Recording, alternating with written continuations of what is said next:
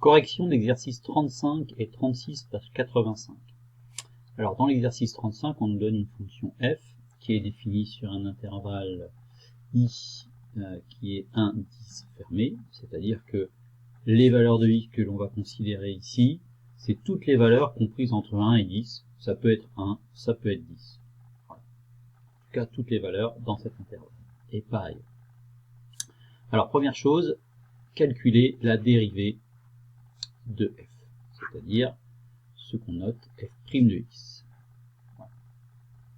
Alors ce que je vois, c'est que f est une soustraction, donc on va commencer par recopier la forme, puisque c'est une soustraction, on retrouve la même forme. Et puis je peux dériver chaque partie, alors la dérivée d'une constante, ici 9 est une constante, il n'y a pas de x, c'est une constante.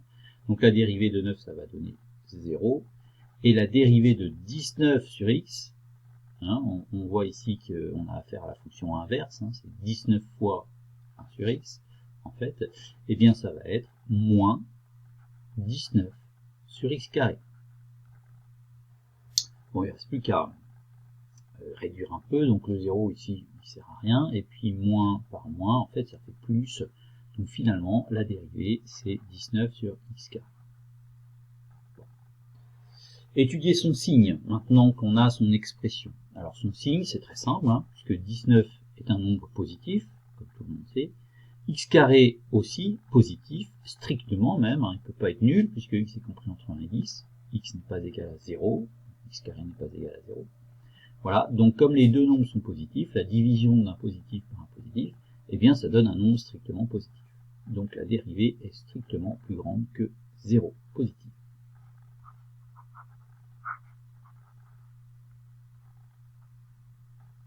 Voilà.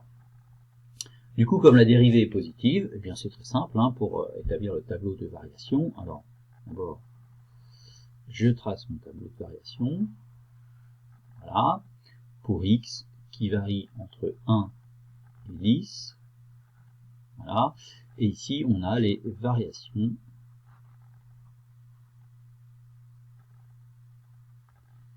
de la fonction f. Attention, on parle bien des variations de f. C'est ce qu'on demande, variation de f sur l'intervalle.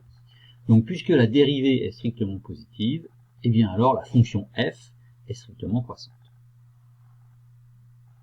Voilà.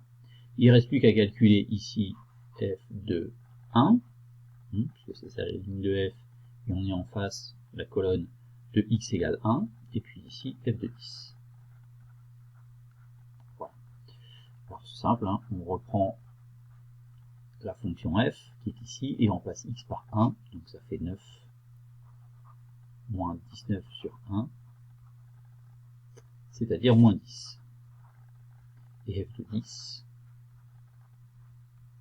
ça fait 9 moins 19 sur 10, c'est-à-dire 9 moins 1,9, donc ça nous fait du 7,1.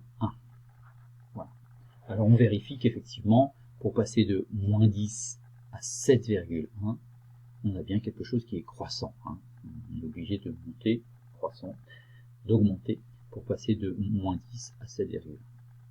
Alors pareil avec la fonction ici f de x qui est égale à 11 plus 3 sur x, donc je vais aller un peu plus vite.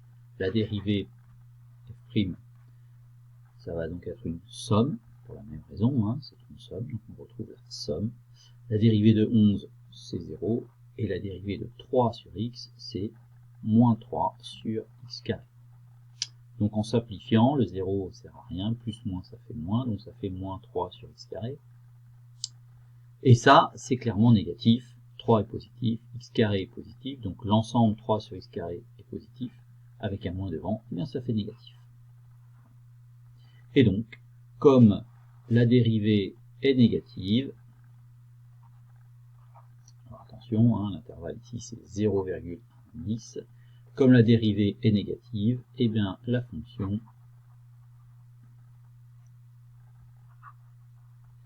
est décroissante. La fonction f est décroissante puisque sa dérivée est négative. Et on retrouve ici f de 0,1 et ici f de 10. A priori, f de 10 doit être plus petit que f de 0,1. On va le vérifier tout de suite. Donc f de 0,1, ça fait 11 plus 3 sur 0,1. 3 sur 0,1, ça fait 30, donc ça fait 41. Voilà. Et f de 10, c'est 11, plus 3 sur 10, ça fait 11,3. Effectivement, pour passer de 41 à 11,3, on diminue. Voilà pour ces exercices.